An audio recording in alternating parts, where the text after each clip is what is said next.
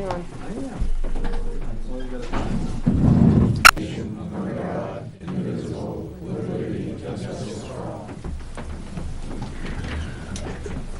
Started out with a site walk tonight up at the old town garage. The feasibility of possibly having the food pantry move in there. They were looking at that. And we had a non-public with the police chief.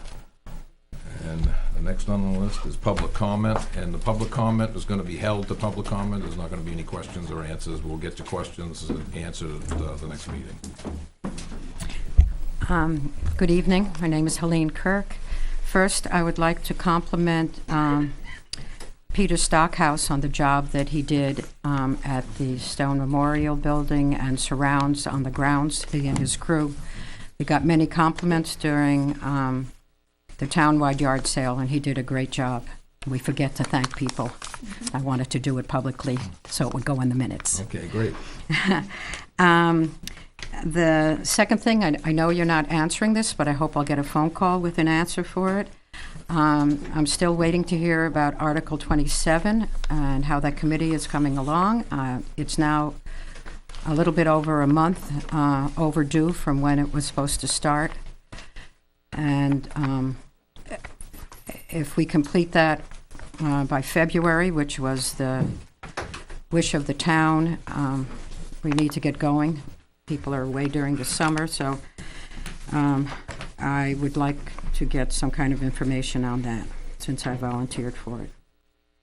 And my third thing is it took about a year to get a new sink in the town hall. We got the new sink in the janitor's room in the town hall. However, the old sink is still on the floor. And I know you're not giving a response. I can't understand why that sink couldn't have made its way to the dump. I'd be glad to pick it up if you want to let me know that I can pick it up and throw it away. But I think it's something that could have been done by the town. Thank you.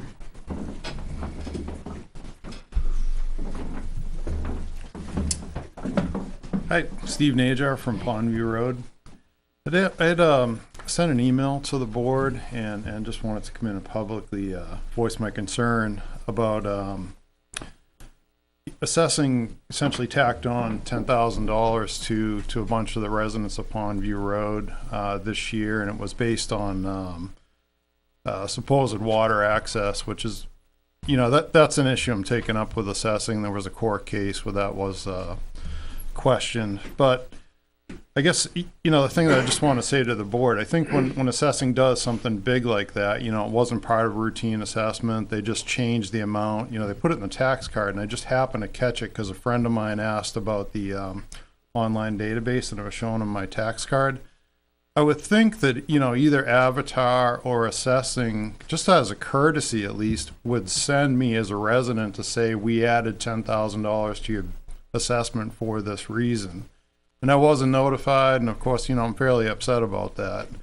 And I think there's probably a bunch of other people on Pondview Road. I talked to my neighbor across the street that had the same thing happen. So it's, it's not a small action. To me, it's kind of a big deal. And just to be, a good government to the residents, when we change something like that, it shouldn't be a surprise that, maybe you don't notice it for 5 years and you never had the chance to bring it up or to understand it even.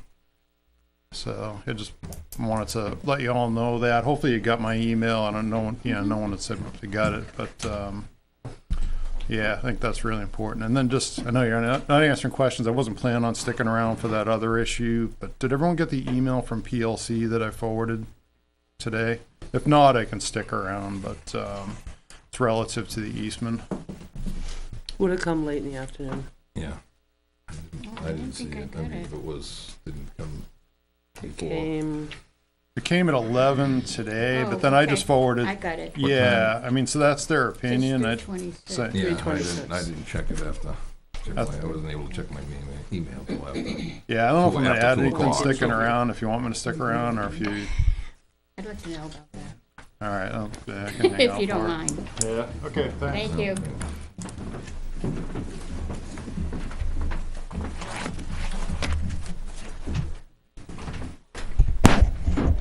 Good evening. My name is Jack Dearborn, Who's- resident of Weare, 148 Gould Road, tax map 41199, lot 99. I have some handouts, if I may.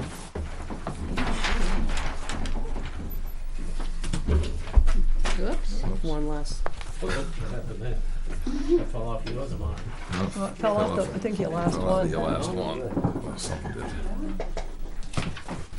That's the whole one. Thanks, Frank. Hit the ground. Thank you, Jack. Okay, I put a small package together to try to provide some information of what I think is going on down on B&B Lane, 33 B&B Lane. There is an application that has been approved for a site plan by the planning board. And following that was April 17th, 2017, April 13th, 2017. And around October, they started the permitting process with the state for the DES, Department of Environmental Services. And what transpired is finally it pops out. And if you look at the third page in, you'll see a notice that was sent, posted in certain papers. I think it was in the Messenger, I believe, where this was found. And it basically is a standard permitting process for the state, and they ask for public input. Now, what set everybody's hair on fire was a 3-digit number, 300, and that is 300 tons of trash a day could be put through this transfer station. So the question becomes, that is what's going to be done on the 6th at 7:30 in this room, I believe. Now, along with that, there's a link that you can get, and it takes you to a 181-page application, which is for that site. So what I'd like to just go down through this paper, and I'll try to read it real quick. I know not everybody has it, but there are some places up here. Basically, this top one, the bottom one, with the notes on the right-hand side, just below the little map up there, those are the 21 conditions that have been placed on by the planning board. The map itself delineates this oval, kind of an oval here, whatever. This is the site that was determined by a site walk by the planning board to be impervious. Now, why is that important? The reason that's important is because this is an aquifer overlay. That particular spot, that whole area down there in the 12-unit subdivision is, excuse me, considered an aquifer overlay. Now, if the zoning, if that was a brand new operation today, even though they have 3.5 acres, they can only cover 10%, 0.35 acres, making it impervious. That could be a roof, it could be asphalt, traveled surface such as gravel that eventually gets packed down. So the planning board determined out of the 3.5 acres, that circle around the building is the only area they will allow a permitted use to be placed, because that's considered to be impervious by the years of truck traffic.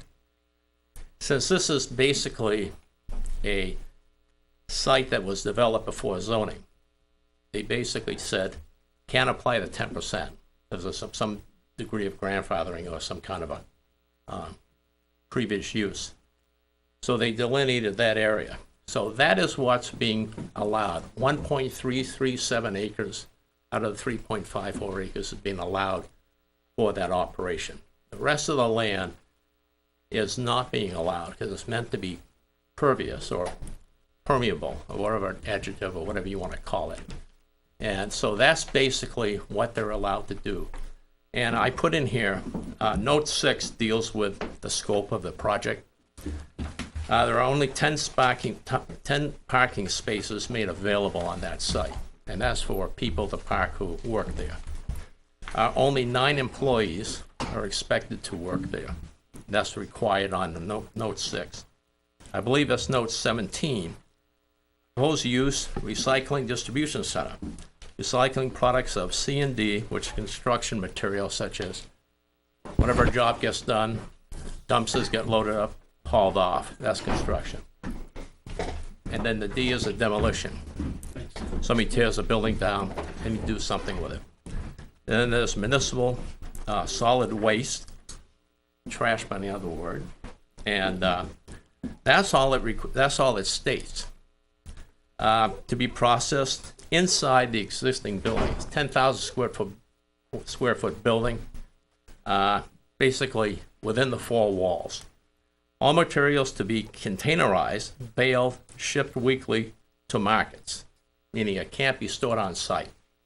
No material shall be stored outside. Outside storage or company vehicles and employees' vehicles only. Only clean and empty dumpsters to be stored outside with watertight coverings or under a waterproof roof.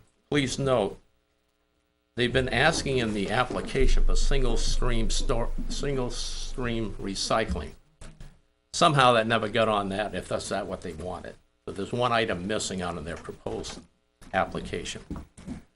So why has this got everybody wound up? Because if you read the minutes from the meetings, those 4 or 5 minutes, minutes, you'd see that nowhere do they talk about tonnage or anything in terms of the rate going through there.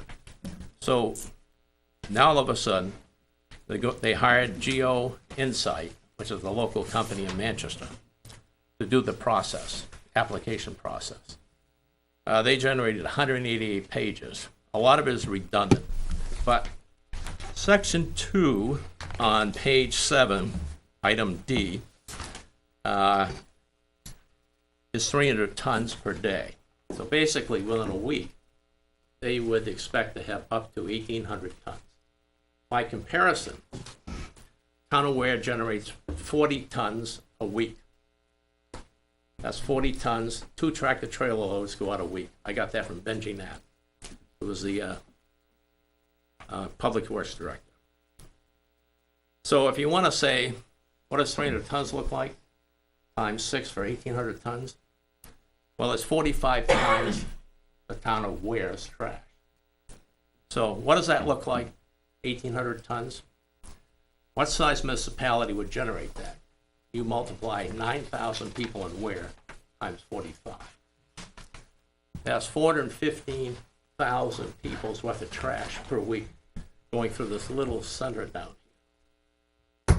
It sounds goofy to me, but they're permitting it, so they're asking the state for permission.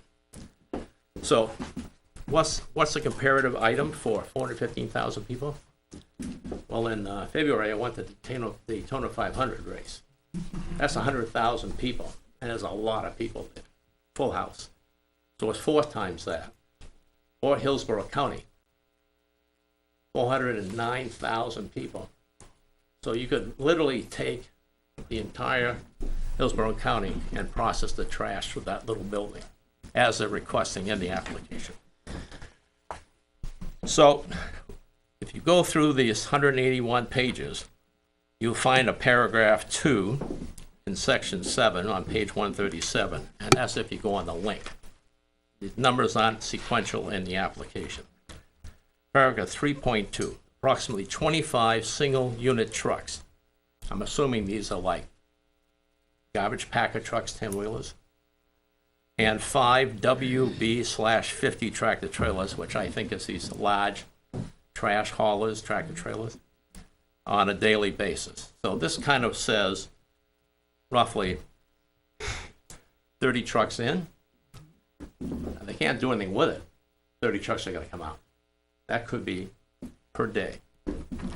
And also, if you go back in the geo application, section 5, page 76 and 77, as proposed, GSR is on Granite State Recycling expects up to 30 commercial trucks per day to support full operations of the facility, which is expected to develop over time as the business grows. Now, the size of this business, section 9 of this application asks to estimate the infrastructure cost on top of the purchase of the property. So the property is listed at $400,000. This company, Granite State Recycling, already owns that. They are claiming that there'll be an additional chattel, which is the stuff that goes in the building or manufacturing or whatever you want, whatever equipment. That's not part of the infrastructure. $340,000. I would guess that for the permitting process through the planning board and the process for the state DES application would be easily $100,000. So this gentleman, Mr. Marty O'Brien, who I met, I went over there and see him and talk with him for a little bit. And he'll have just shy of $1 million before he gets going to set up this infrastructure. So what I'd like to show is that if you took a look at that map in the bottom one, with the conditions that are placed on it, and the drawing where they can work. And I'm going to leave it here just for a second. If you look up here, unfortunately, it's very light. That same dashed line goes around here. Right around here. It's the same as that dark one. Here are the parking for the people. Here, they have the proposed truck scale here. They since moved it over here. I don't know why, but then they put a future office here, which doesn't show up as a permitted use down here.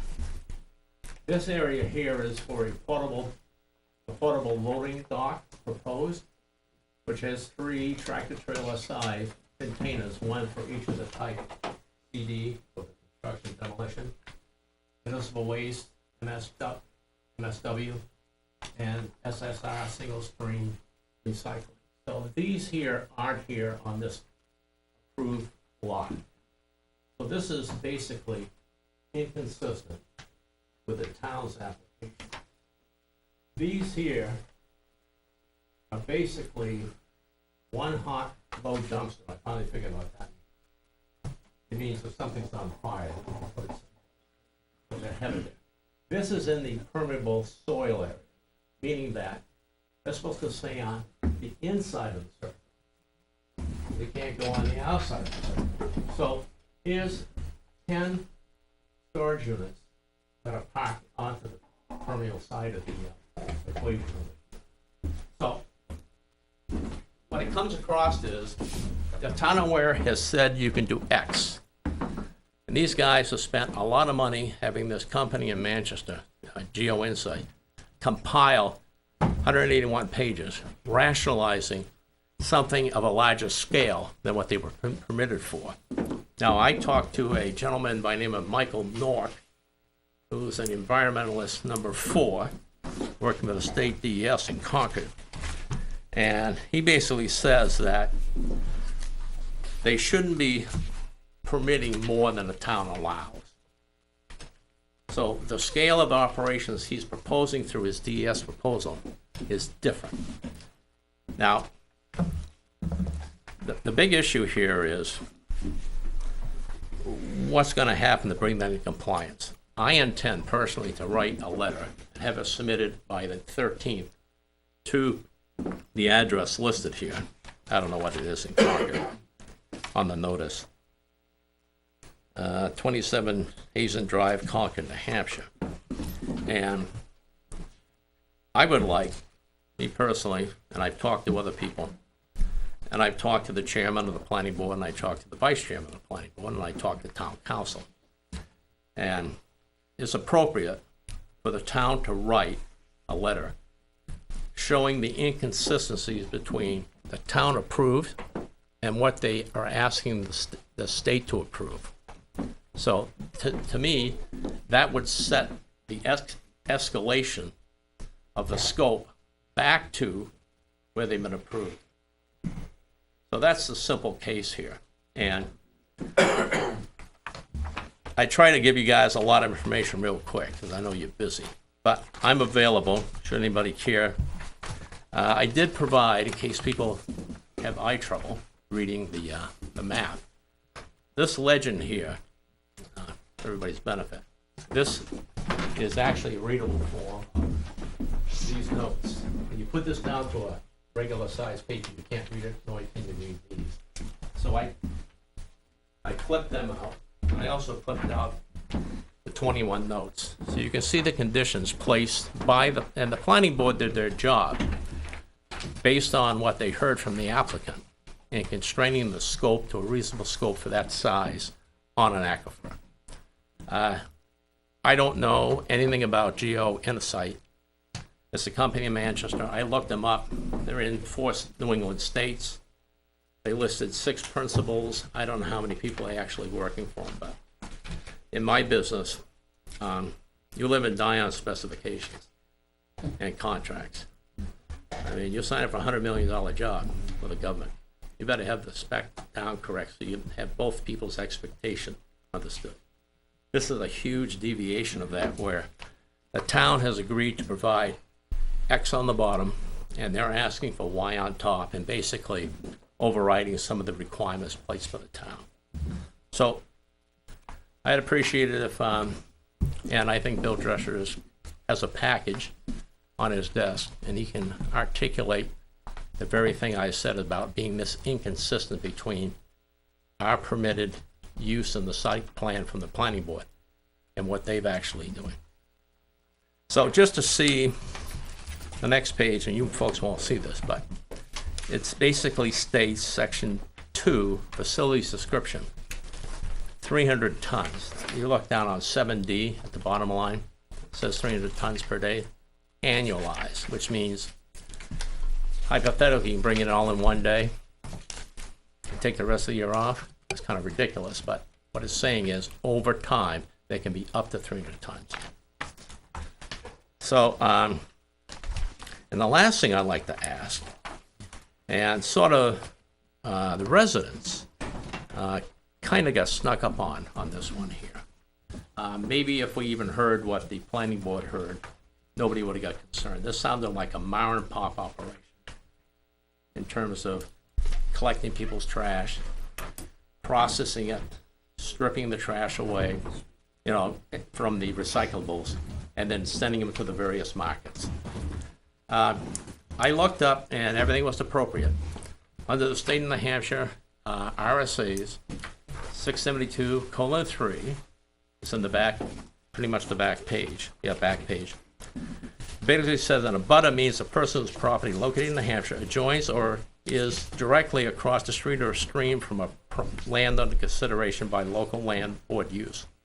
Everybody in that subdivision that was notified, and it was properly notified per this, was everybody in the commercial outfit, industrial zone. Anybody who was a resident on Gould Road, I live directly across from the intersection of B&B Lane and Gould Road. We didn't receive any notice. The only notice I got was a neighbor saw this published in the, I believe it was the Hillsborough Messenger.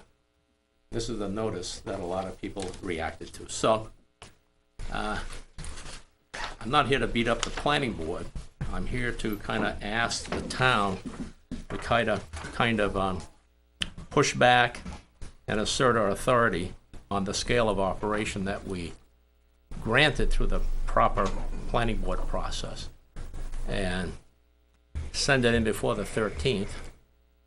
I think it'll carry a lot of more weight because I asked Mr. Nork at the DES, and he says any input is written, or the 6 is the verbal input.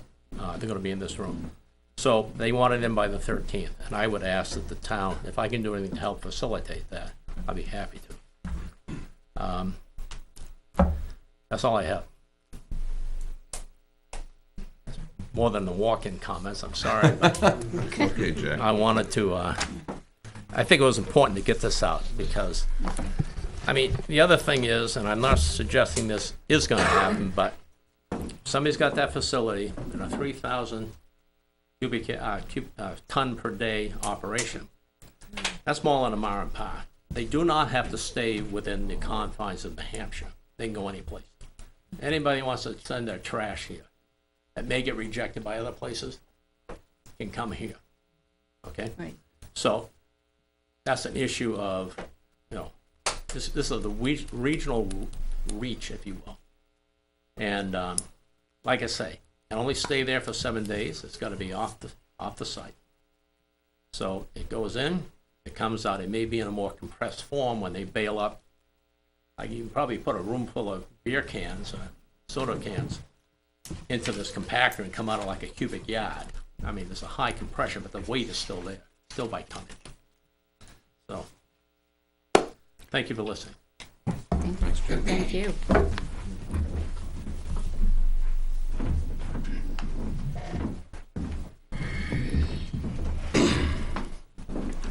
Hi, Bruce Fillmore. I'm the Vice Chairman of the Planning Board and a quasi-abutter to this also. I'm like one lot removed from it. Unfortunately, the Planning Board doesn't have another scheduled meeting between now and the 13th. Our next meeting is on the 14th. So we really don't have the time for the Planning Board to do anything about this, short of what the Chairman and I have done already. So whatever the selectmen can do to get town council, the planning board council to write a letter, which the chairman has gone over with him, what needs to go in it, that'd be great.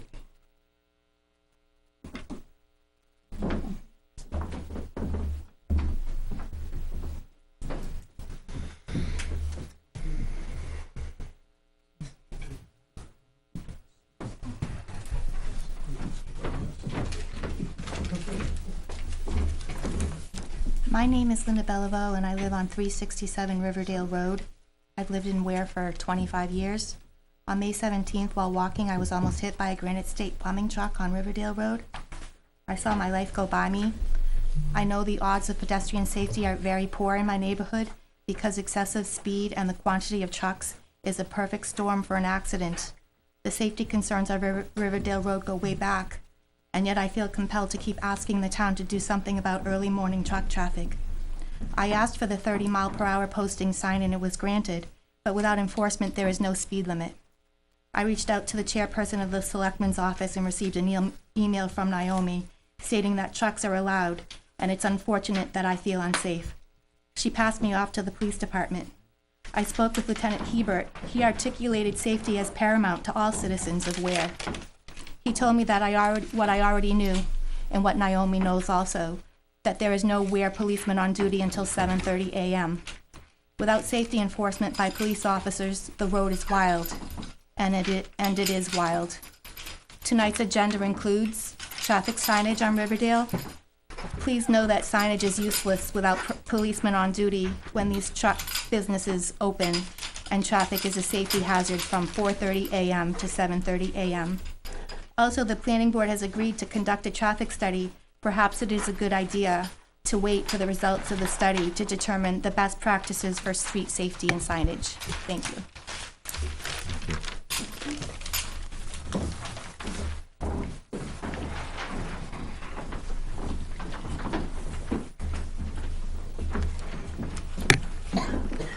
Good evening. My name is Richard Butt. I have a question.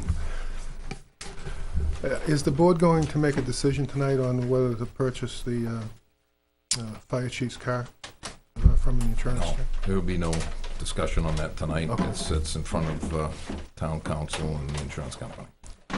Okay, thanks.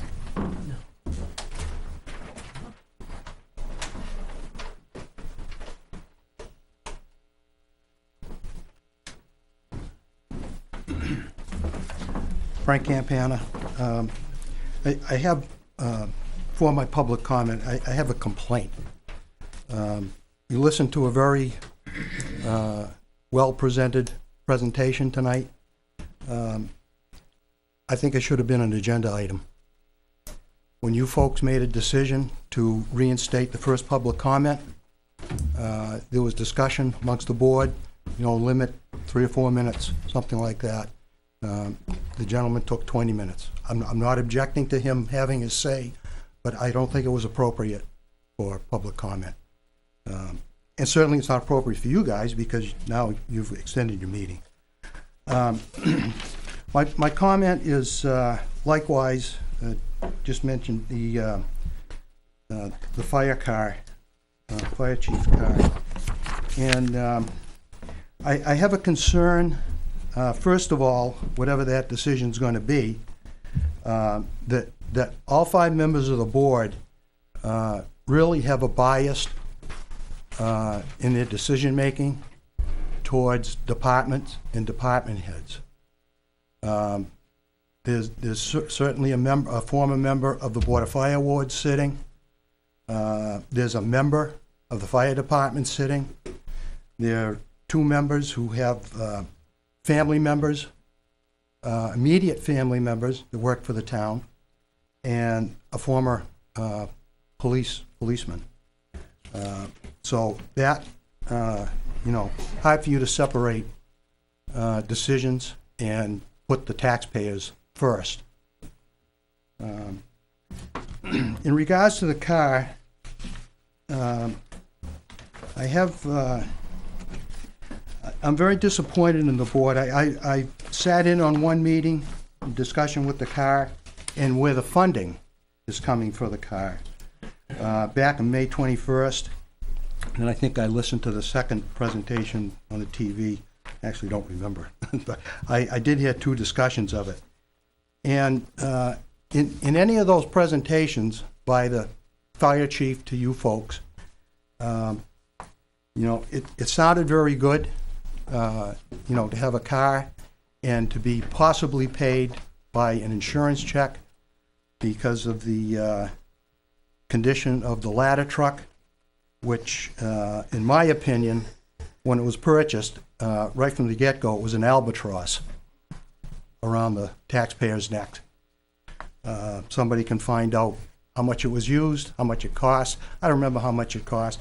It certainly cost more than what you're getting back, $54,000 in an insurance check. Probably cost, maybe the 2 fire department members associated here can come up with a number.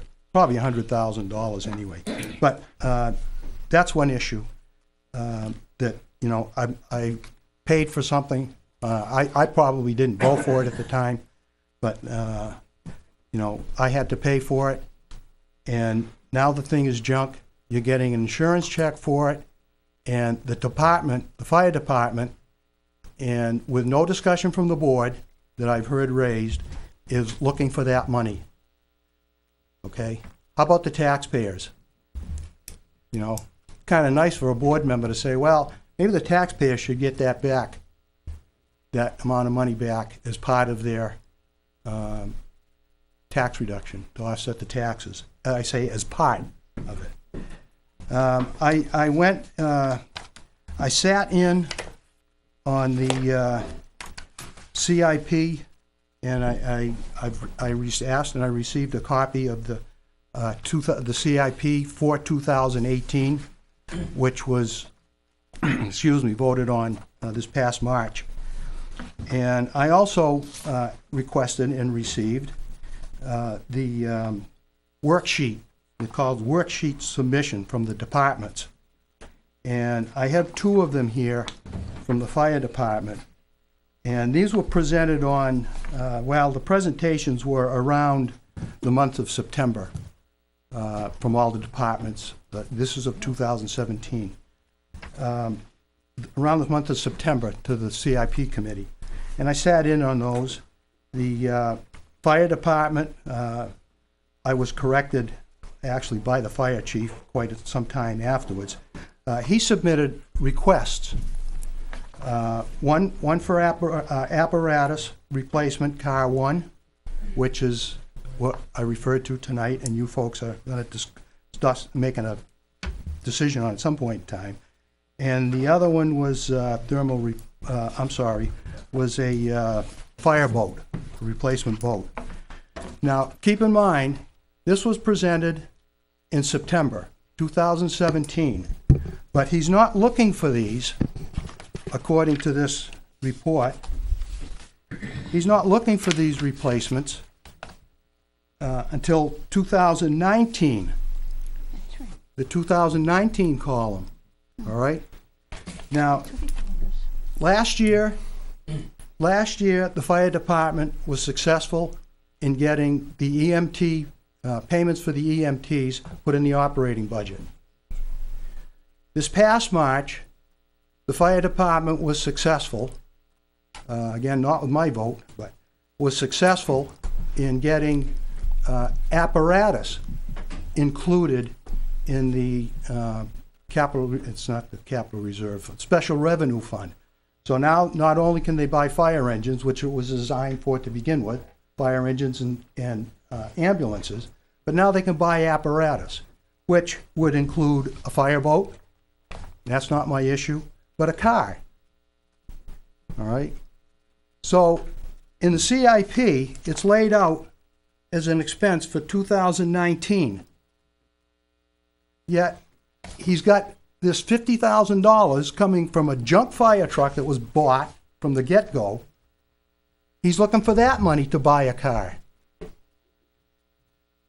He's already slated the expenditure for next year. Not one person from the board said, well, wait a minute, you know, the CIP plan is laid out. Let's follow the CIP plan and return that money to the taxpayers. Why does it take a schlup like me to say something to all of you folks, you know, why don't you at least think about it? You know, I just don't get it. I absolutely don't get it. You talk about trust. You know, there's no trust here, and I haven't had trust in the town management for quite a long time. And when I say a long time, I'm talking about years. And it's reasons like that. You know, there's one member sitting at the table that says, that has used it several occasions, and rightfully so, well, we have to do what's best for the taxpayers. Well, is it best for the taxpayers to spend a $50,000 check on a vehicle when it's already in a plan to spend that? The plan is already there. Why circumvent the plan? You know, I don't get it. You know, you see a boatload of money coming down. I say you and the department head. You see, you know, you see a boatload of money coming down. They're not satisfied with the decisions of this past March and last year that they got an enormous amount of money. You know, give me more. Give me more. All right, the taxpayers. That's all right. We'll come up with a reason why the taxpayers have to pay more.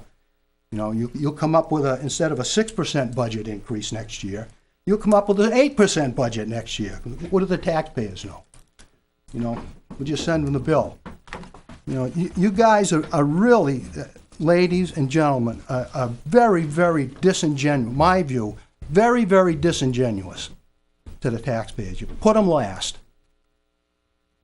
You know, let's see when it comes time to set the tax rate if you return $354,000. All right? Because you could have done, well, I don't know who was sitting last year, but I've stated in the past, you could have returned $300,000 last year with really no impact and not much of a threat of having to borrow money. So we'll see what happens. And when I say return money to reduce taxes, I've changed, again, you know, they say when you don't like the way the game is played, you change the rules. Well, my rules have changed. I want to see the selectmen impact the total tax rate, not just the town's portion. I had been willing to, you know, to live with impacting the town portion, but not anymore.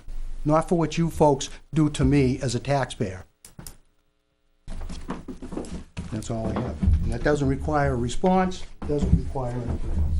Thanks a lot. Tim Matheson, 80 River Road. I want to address the selectmen as far as the impact that this B&B Lane trash collection facility would have on our roads present. The previous administration, you guys have talked a lot about the truck traffic, the through truck traffic. It's going to be coming from we're a community bound by 7 towns. They'll be coming from all over. So you have 1,500,000 ton a week that'll be processed through that plant. The other thing too, I was wondering about that, who would police what's in there, what's going out? How would anyone know? And it's on that soil that is on. It's perfect gravel. I believe there's a bark mulch plant next to that the tannins from the bark leached into the well on that said property, the 33 B&B Lane. That said, sitting on top of an aquifer just doesn't seem or sit right. But that's going to be a huge impact to all the roads. I can just imagine the garbage, the fly-offs, and the truck traffic. I wondered about this. At 300 ton a day, you're looking at 120 roll-off dumpsters, averaging about 5 ton for a 30 cubic yard dumpster. Because I don't think you're going to get the same traffic every day. It's going to vary, I would imagine. But 300 ton a day up to, I think this whole thing is a prelude to a sale to a bigger company. And the other thing, some of the collection facilities, I know Weare has in the past, I think you remember this, Naomi, there was some radioactive kitty litter we had. Mm-hmm. So I don't know on that site, on that collection facility, if there is equipment, if someone dumps off something that's radioactive waste or whatever. Most collection facilities have those, and I don't know if this one would or... But I would emphasize the selectmen to, see what we can do to knock this thing down. The trash from the trash, if you go down to exit 5, for example, off 93, you'll see 60-foot tall nets on telephone poles where the old collection facility was. I can just imagine 149, a beautiful strip like that, out in the swamp. There'd be shrink wrap and garbage stuck out in the trees. And it's going to impact all the roads. Gould Road alone. I can't imagine if people live on Gould Road, they would be impacted by the juice that's going to come out of those trucks in the summertime. There's 4 to 5 little inclines on Gould Road, but every one is going to be rust and just grossness. If you go to Route 125 from Epping to Gonick through Rochester, you'll see people in fluorescent suits picking up garbage from the blow-offs from the trucks that go by. It's every day, and the closer you get to Rochester, the heavier the juice is. You pull into a gas station or anything like that, like I'd imagine the stores around here, they'd get good business, but the parking lots can be all full of juice, and by the juice I mean like stinking, rotten, not good stuff. The other thing was concerned was on the dumpsters. Now if they have a open dumpster, so if they have it at this, wherever the facility may be that they're renovating or whatever, the rodents get into the dumpster and then they travel to Weare. So we have a huge influx of rodents. And then if they put out bait kills, so you have a primary kill and then you have a secondary kill and anything else that keeps eating that animal. But this place is just surrounded by too much water. It's on an aquifer. We don't have the money to pay for our roads now, and anything that is rejected out of that dump, I can tell you, working down in the exit 5 area, that Liberty Lane, sometimes in the morning I come in and there's a half a load of TVs on the side of the road. It's half a load of junk tires. Someone wasn't paying attention when they dumped off a roll-off container that some of it froze in. He probably was texting or something and like looking back, whoa. Now we're going to find someplace to dump this. So I wouldn't be surprised to see a load of junk out in Bolton Field, out of the way, and, it's just not a good thing. Thank you.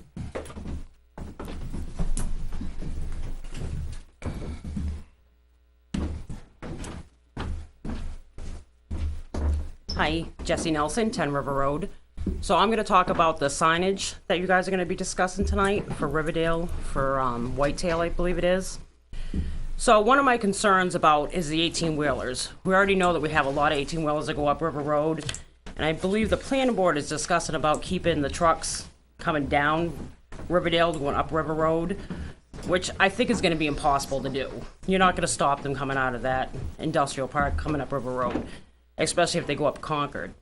The other thing they discussed is putting like a no Jake break signs up, which I really believe needs to be also done coming down Riverdale by the bridge and going up River Road. We're actually a historical village under your ordinances, and I believe there should be a no Jake breaking, because if you ever want to come down and have a cup of coffee in the morning with me, we won't hear each other talk because of the Jake breaks. It's constant coming down River Road. When they go down over the bridge and they're gearing back up, it's so loud. The houses are so close to the road.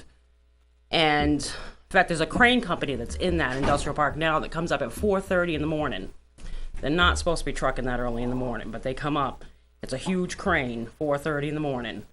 And I think there also should be some kind of signage down there in the village district, in the historical village district, of certain time periods trucks can go through to stop them, because no one's there to police it.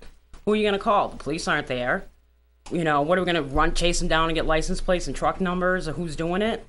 You know, that's almost impossible. So maybe if there's some kind of signage keeping trucks out of there from 7 a.m. till 7 p.m., you know?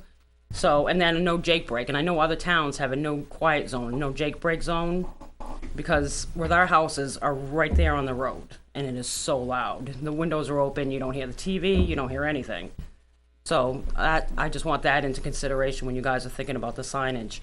And the other thing that you're not aware of, where Goffstown closed off Parker Station Road from the trucks. So when the trucks come down River Road and they have to take that bridge, take that corner, they're actually on the opposite side of the road. And that's a blind corner coming from Parker Station onto River. I can't even believe there hasn't been a head-on crash right there at this point.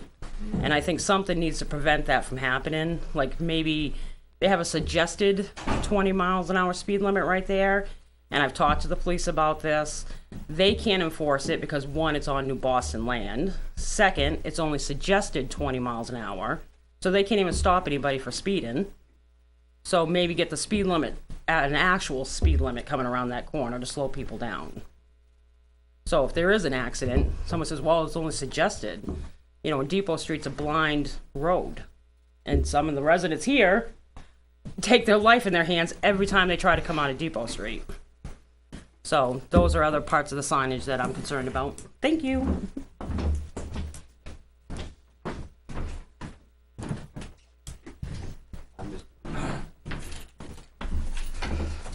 Kevin LaFave. I'm actually a resident of New Boston. I live on 16 Depot Street. I am the only house on Depot Street that's in New Boston. Everybody else is Weare.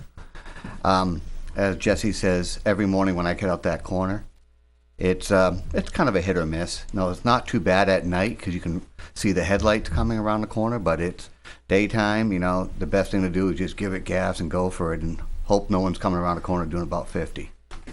And 50 miles an hour sounds unreal. Trust me, it's not unreal. I've seen vehicles going through there. I've seen 18-wheelers clip the corners of the yards as they go around. I mean, coming down River Road, they're going to take that right over the bridge. It is a hard corner. Like Jesse says, they swing wide. So they're swinging wide, looking to go around. They can't really watch what's coming up River Road from Parker Station.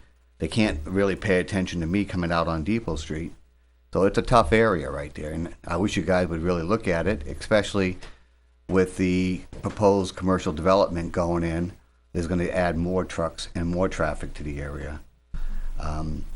It's been over 20 years I've lived on in that area, and eventually someone's going to get killed. There's been enough close accidents. I've had more than a few finger waves from other people at me because they come down River Road fully expecting that they can kind of, I won't even say roll and go, but they can come through maybe doing only about 25 through the intersection without stopping. We do see the police officers. I'll give them credit. As soon as we make a loud enough complaint, they show up there and they're there for about 2 days. And then it's another 6-8 months before we start seeing them in the area again. You guys want to balance your budget?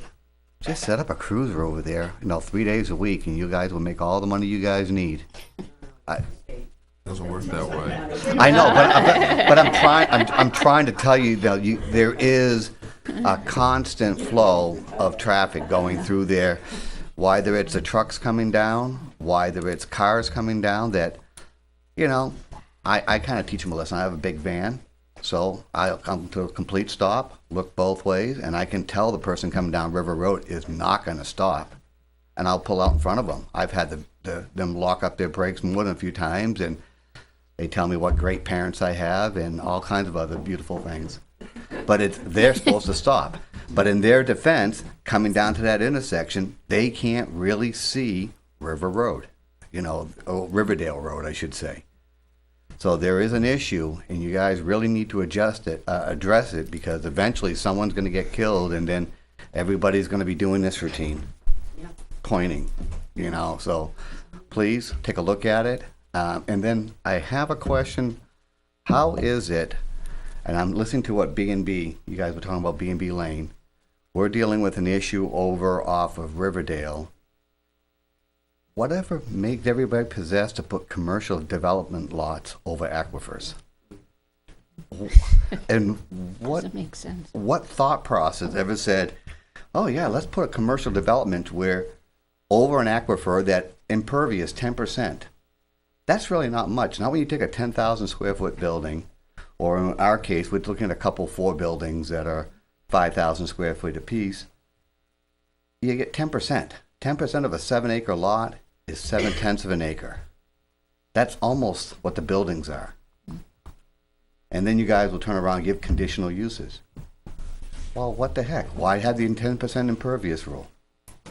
You guys have a 10% impervious rule, and then the first thing you guys, every one of these commercial developments, it's going above that. They can't build a commercial development on 10% of a lot.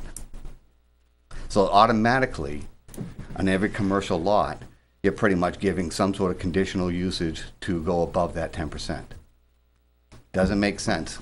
Thank you.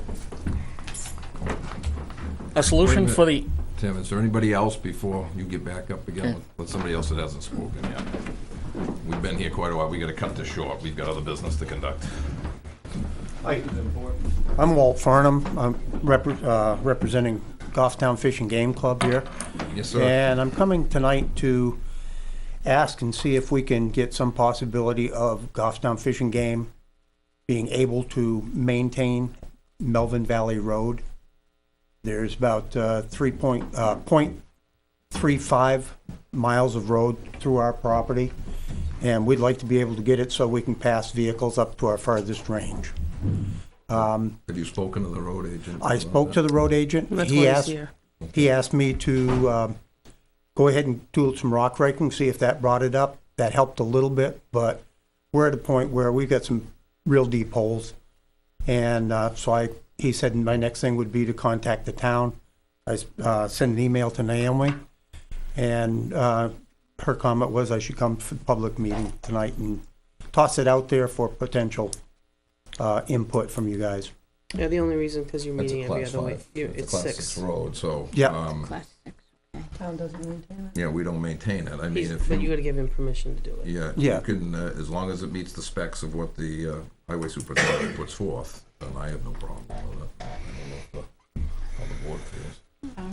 I'm in agreement if. Would that be something I should ask the road agent to come take a look at? Yes, Yes. I'd have him, and then Okay. come back, and as far as, Yeah. I mean, I we're don't think I have not a problem. looking to We can make make it a it- highway. We just want to be No. able to have a car be able to pass without bottoming out. I understand that that's a Right. problem, so they've been up to them numerous times. So, Yeah. um, So, Should we make that in a motion? Sure.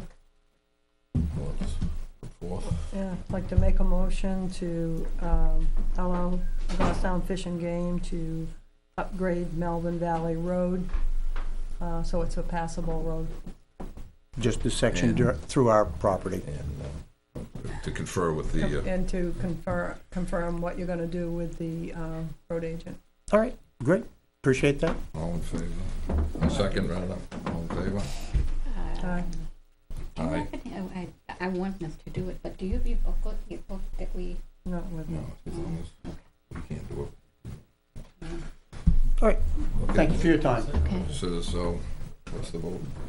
You know, wait a minute, who seconded it? I did. Second it. Okay. And now you're gonna vote. Yeah. All in favor? Aye. Aye. Okay. Aye. Okay. 4. Thank you. So, who do I chase up with? Benji. Benji. Benji, go ahead. Yeah, All right, Benji thank Knapp, you. the That's a road good agent. number. Okay. Appreciate it. Thank you. Yes, sir. My name is Bill Beaupre. I'm at 234 Gould Road in Weare. I just want to encourage the Select Board to write the letter that Jack Dearborn referenced in his presentation.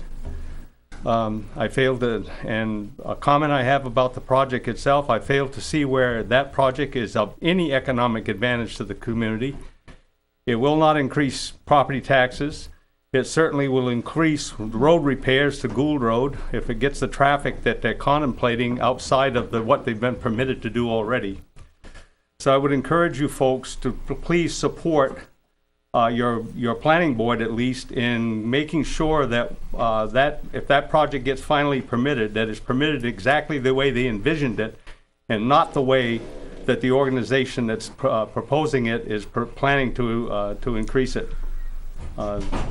I don't want to sound as if I'm complaining, but the traffic is bad enough now on that road, and to do what that company is suggesting it wants to do, and it's by overstating it's what it's been permitted to do is atrocious.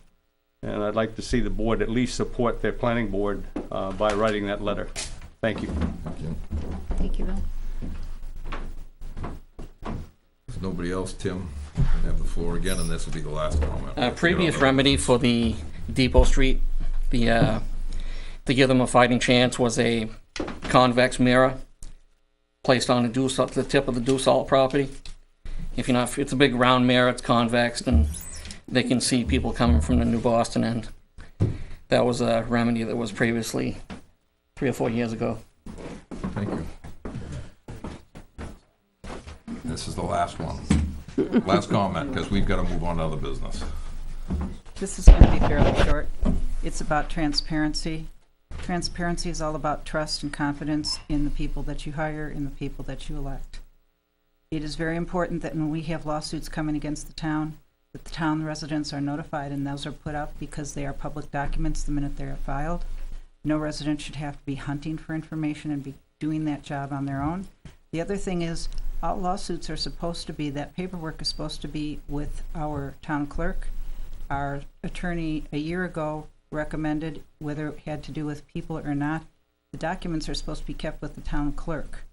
So I definitely ask the board to be more diligent about this and to be aware. Some of us are very much aware of what's going on, and we have the documentation in hand, and it would be nice if it were more transparent. Thank you. Next item on the agenda is going to be department heads. I don't believe there's any here. So the next one will be Mr. Dahlberg for a traffic sign installation on Whitetail Development.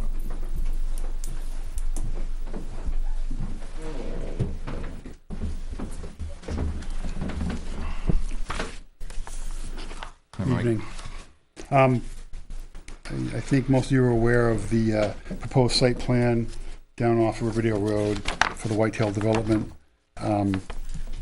One of the items from the planning board was they want us to secure permission from the Board of Selectmen to install signage at the intersection of Riverdale Road and North Riverdale Road for truck traffic to use Route 114. No truck traffic through Riverdale, and then no jake breaks allowed. So that's the request. Should we be successful in obtaining that approval from the planning board, we'd like your permission to install those signs. And the sign would be installed across from the oil mill. Yeah, Exit oil mill onto Riverdale Road. Yeah, put one there, and we were going to propose signage on site also with the planning board as you come out of where the 4 new buildings would be. There'd be, truck traffic must use Route 114, no passes through Riverdale, whatever the verbiage needs to be, and then no Jake breaks also.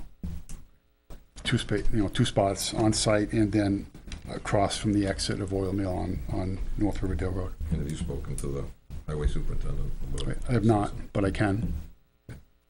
Recommend that you reach out to him to make sure there is a specific place to put them out on the right of way. Yep.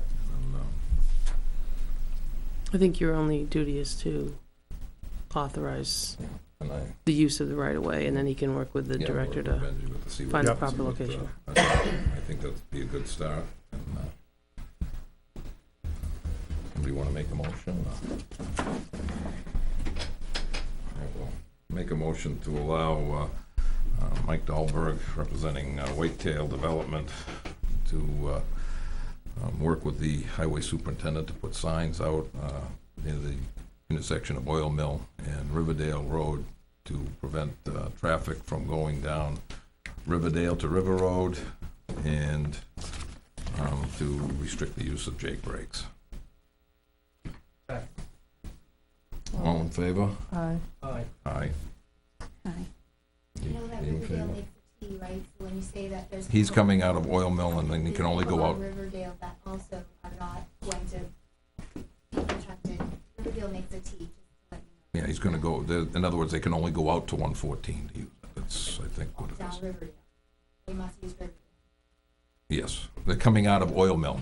It's the ones coming off of River Road, there's no restriction for that. We haven't I had don't any. think you have a clear understanding, is what I'm saying, based on the decision tonight. I'm just trying to help. Mr. Dahlberg's here for the Whitetail Development, so anybody that's coming out of that Oil Mill Road, which would be Granite State Plumbing and Heating, that if they come out of that road, they have to go out to 114, not to come down the hill to go towards River Road, or head towards New Boston, or that way. They have to come out and go straight across to go out to 114. Is that the way I understand it? Yep.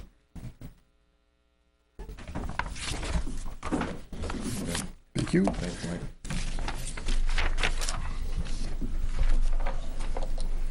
Next item on the agenda is for Robin Hood to discuss the access of Route 77 to Sykes Land.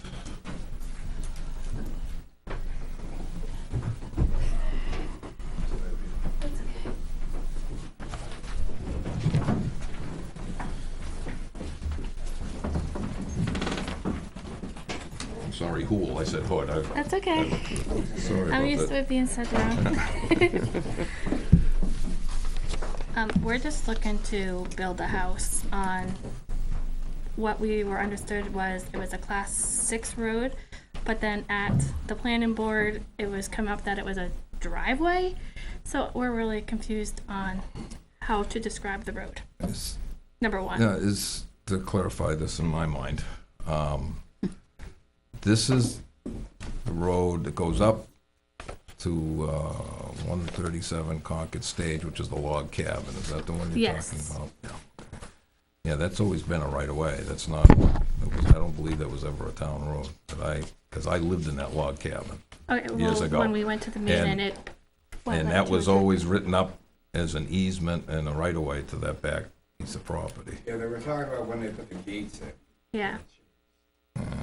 No, they can't just put the gates in and do that. I mean, I don't believe, and I think- Steve, correct me if I'm wrong, you probably You know. want- Yeah, if you Whatever, could. I mean, whatever you want me to get up there. Yeah, I mean, Steve's the chairman of the, Vice Chair. vice chair of the Conservation Committee, so he Oh, okay. has a Yeah, good I can handle on fill you that. in on a lot. 'Cause I looked at buying that land years ago, and I know that was an issue. So, yeah, unfortunately, that's kind of some bad confusion there. So what we're talking about is town-owned, fee-owned land that was formerly owned by Frank Ferrante, sold to the town of Weare as part of the 600 or so acre Eastman Conservation Area. Subsequently, the town transferred development rights to Piscataquag Land Conservancy, which we have an email from them. So, you know, what I said, I emailed Naomi before, and really this needs to go to town council. There's clearly a right-of-way to the parcel you're talking about, to to the highway. That's described, now I was looking at Plan 30373 in the Hillsborough County Registry of Deeds, which was Sykes to Ferrante. Bob Todd did the subdivision. Now, unfortunately, in the note, you know, it's for those two lots. So unfortunately, in the note, it's just a right-of-way. It doesn't say anything about utilities, which was kind of my concern when I emailed Naomi. The town's deed is book 7705-999.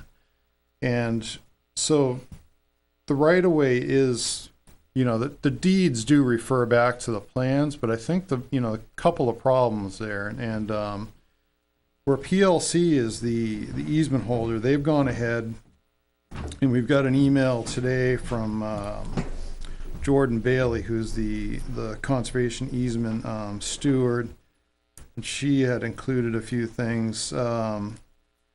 But basically, you know, there's no improvements that are allowed. I mean, as you know, a person who holds rights to that right away, I'm sure you have some inherent rights, and this is going to get really sticky. And then, looking at the easement, we transferred all development rights, and this right of way wasn't clearly put into that easement for whatever reason. So now and where I think you can only service 2 lots from a shared driveway, where this is servicing actually 3 lots. You know, those 2 plus the town land. Yeah. So that's not a Class 6 road. No. I don't know that it ever was. No, I don't believe. I remember doing the research on it. Right. I wanted to buy the 2 abutting lots. Yeah. Right behind the log cabin when I owned that. And yeah. It was, that was very well spelled out, that right of way ended just beyond the entrance to my property, and it would just entered that first piece of property, and that's where it stopped. I know that they went up there. And was it Ferrante, I guess was his name? They did some logging up there, and that goes back in the early 90s. Yeah, and so they went and did a small set of logging, and then basically they just blocked the road off. They dropped the tree across, and that's how they ended up preventing traffic to go up there again at one point. But right. So then we've done the management in there, and our most recent logging job. Now that's also one of the parking areas for Eastman. So at the end of the logging job, we gated the road to the field, and then the road that goes straight up the hill. So there's 2 gates in there now, but that's well beyond, I think, where you're talking about. So, you know, one thing that I would be cautious of, I mean, whatever we do, we need to work with PLC and a town attorney. It seems to me they have a pretty clear right to drive up and down that road. But whatever improvements need to get made, and then I think really the utility is going to be a huge concern unless you're off the grid. I thought there were poles already out there. There was one pole that goes, and I know because I didn't fix it. There's one pole part way up the driveway, probably 100 feet, and at that point it goes underground. Right. To the log cabin, and that was one of the stipulations. No, there's one right in front of the log cabin. No, then that's something new because it all went underground when I was there because I had to fix it one time. So that predates the easement. Yeah. So that's not an issue. But what I'm saying is, if you're going to build further up the road, and another pole has to go in, it probably can't go on town property. No. So hopefully, you know, you can work around that somehow. But those are. I would say, yeah. I mean, I know you want to put a place up there, and I can understand that. But I would say you probably have to, between the conservation committee, because they have certain rights to that, and also go to the. Have you been to the planning board or the? She's been to zoning. She's been to zoning, okay. Which zoning sent her here? Which sent her here, so I because they approved you and had to come here. Yeah, and I don't think for approval for access. I don't think we can give that approval. Well, I did talk to Bill Drescher, and there's a whole. I can read it if you'd like. Yeah, if you could. It was addressed to Chip and I, and it said that he briefly reviewed several documents online at the registry as well as the ones that were provided. I'm not completed a comprehensive check of the title, which if you want me to do so, it would take more time. However, based on the materials provided, I believe that a preliminary review of the situation supports the conclusion that the owner of 202 Lot 1, which is Sykes, is the owner of an access easement over a 50-foot strip on map 201 Lot 3, 5.1. The bed of the easement is shown on plan 19649. This easement was conveyed to Franklin and Catherine Sykes by a deed from Mary and Richard Sykes on November 16th, 1999, as part of the deed recorded in Book 6182, page 1849. The deed was a deed to Lot 1 as shown on Plan 19649. The terms of the easement, which was conveyed in common with others, he has bolded, for the construction, use, and maintenance of an accessway strip. Accessway over land of the grantors. The owners at the time of the parent tract for which both the easement and Lot 1 were derived appear to have been Mr. and Mrs. Richard Sykes, in turn conveyed the parent tract, which eventually became owned by Ferranti. Ferranti deeded the property in the town in 2006 by the deed, as Steve mentioned, 7705, page 0999. There are several important things to consider regarding the deed to the town. First, the deed to the town conveyed the tract with no conservation restrictions. It was a deed to fee simple of the entire tract. Whether expressed in the deed or not, the conveyance to the town was subject to the Sykes easement that was created in 1999. The deed of the conservation easement to the PLC occurred in 2007. The deed to the Conservancy established restrictions on the use of the property being conveyed. However, that deed to PLC was and still is subject to the Sykes easement. I've not checked, but I presume that the conveyance to the PLC was supported by a town meeting warrant article authorized the board to convey the property interest that the conservation easement consists of, since under normal circumstances the board has no authority to convey interests in town real estate without town meeting. There's a statute which authorizes the board to convey town real estate, but it must be enabled by a vote of town meeting, RSA 4114A. In any event, assuming the board was entitled to convey the easement to PLC by a proper vote of town meeting, that conveyance was obviously subject to the Sykes' easement, which preceded it by 8 years. The Sykes' property was obviously created to be a single-family house lot, and the easement in question is to support the use of the property as shown on Plan 19649. The words of the easement, construction, use, and maintenance obviously connote the right to notify the condition of the easement right-of-way in a manner to support the intended use of the dominant property, the Sykes lot, which would, in my opinion, under New Hampshire law, include the right to improve the easement to the extent necessary to use the lot for its intended use. And he lists a lawsuit. It's my understanding the board is considering a request by Sykes for a waiver of 67441 pertaining to the issuance of permits for construction on lots that lack frontage on a Class 5 or better road. I have no opinion on whether the board should or should not grant the waiver based on the merits of the application. However, it's my opinion that the PLC claim that the conservation restrictions preclude Sykes from improving the easement right away should not be a basis for denying the request. On the basis of the limited research I've conducted, Sykes enjoys an access easement that's not limited by restrictions contained in the deed from the town to PLC, at least to the extent of the right-of-way to the public road. If PLC contends that they have better information, then that issue should be resolved in a civil dispute between PLC and Sykes without the involvement of the town. And then it says, assuming that the BOS determines to grant the waiver, my recommendation that the motion include the following, and there's some language here. I hope the foregoing assistance, I can read that, but it'd be part of a motion if you guys so choose. But that was the opinion that came this afternoon from Attorney Drescher in Milford, because I forwarded him the information from PLC. You know, obviously, I'm just here talking to you as a member because we haven't had a chance to meet. Just a couple clarifications and kind of a question there. The if you go back to the actual warrant article for that property, it included transferring an easement right in the warrant article, and then subsequently there's also been another town warrant article to allow transfer of easement on any conservation or town forest. So as far as that question, that's pretty easy to track that down if you need it.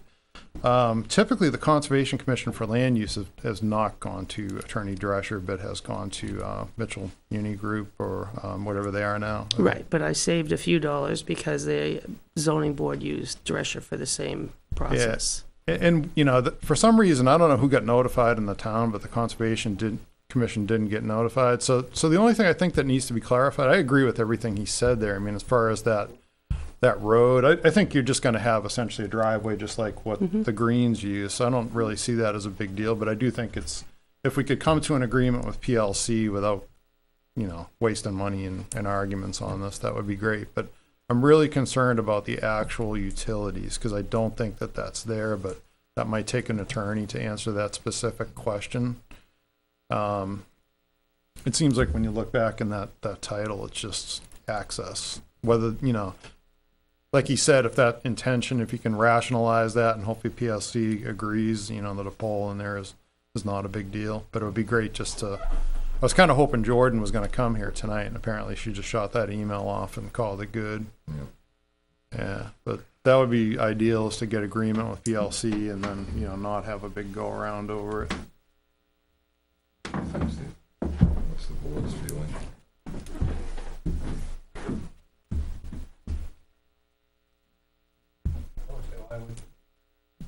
When Trish has told us how to do it, given us the information to put in the motion, that if the PLC comes back, it's between them and Sykes. Nothing to do with us.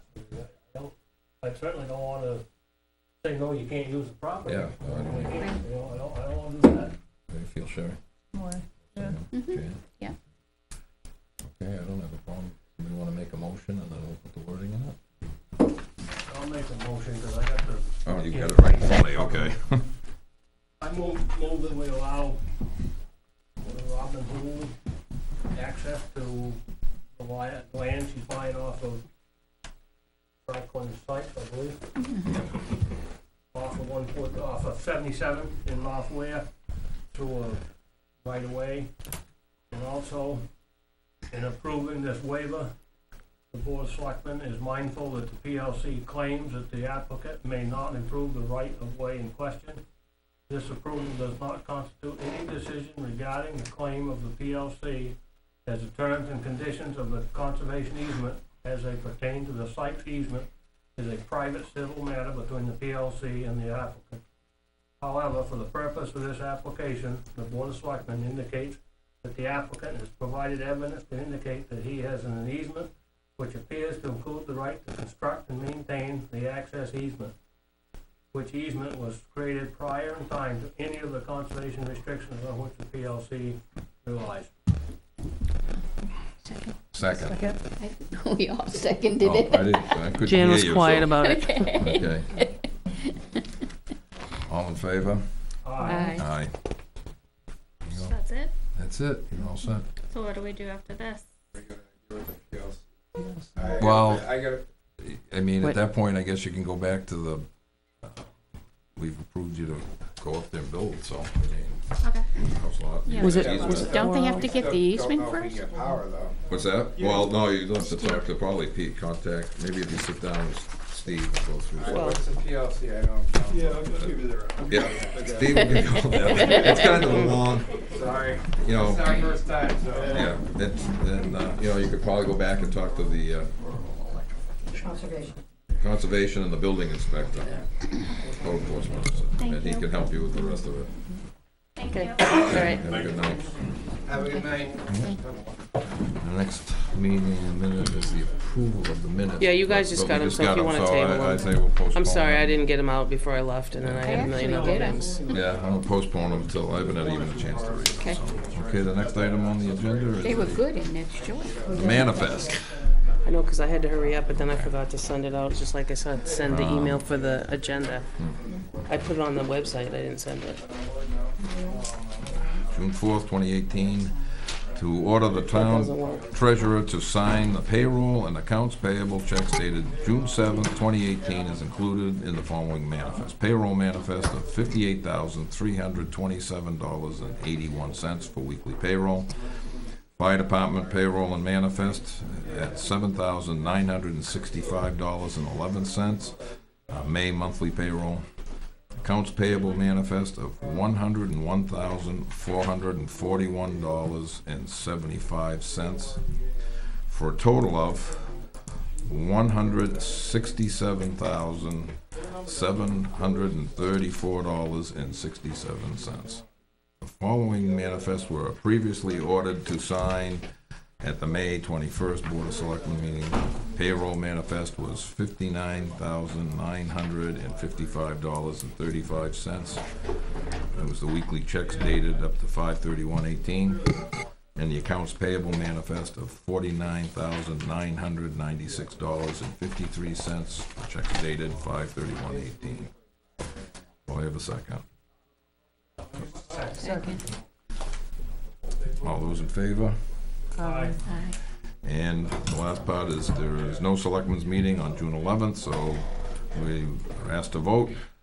Order the town treasurer to sign payroll checks dated June 14th, estimated to be about $65,000. Furthermore, to order the treasurer to sign up to the amount of $60,000 for accounts payable that cannot wait till the next scheduled meeting, June 18th, without incurring late charges or interest. And reports and actual amounts will be reported to the Board of Selectmen by inclusion on the manifest memo at the next scheduled meeting. Have a motion that we, what is that, for June 11th? Yeah, you already made, you do it Well, all we didn't read together. that part, so I did it in a separate section. All right. All in favor? Aye. Okay, we're done with that. The next one is the administrator's report. I think they gotta, I mean, hey. No, you just gotta, they gotta go on the breezeway or. They gotta not go the out, breezeway. we They gotta can't- go out in the other place. Cause it picks up all the background noise. Yes, ma'am. Can I speak to Wendy Lynn before we go any further? You wanna do it under other business? I don't care, whatever. Just Thank get you, the- Tim. We've all left anyway at this point. Yeah. Let's see, let's get to, we'll do the building part last. Okay. There's not much on the front that's changed, other than, I was thinking the hawkers and peddlers, I probably could do next week or the July 2nd one, just to get that off. Yeah. Next meeting, or July 2nd. Oh, The July July 2nd looks fairly quiet. Yeah. So I guess I'm gonna try to shoot for July 2nd on that one. Joint loss, we are meeting the 20th. The tax deeded auction information, I put a package for everybody in their boxes. I know Ricky hasn't seen it, because Ricky hasn't been here, but you got 3 handouts. Oh. You got a St. Jean proposal. You got a Paul McGinnis proposal. And you got a New Hampshire tax deed and property auctions information from Mr. Sager. So, how do you wanna go from here? Ricky has not seen it. I'd don't know like what to you vote want. on it at the next meeting if we You wanna can. do the next meeting, but Yeah, now my question we would all have be, do time you to wanna review. invite anybody, or I do you would wanna like take to- that up in July 2nd? Yeah, I'd wait till next meeting, talk to Ricky, but I'd like to have them come in. All of them, or?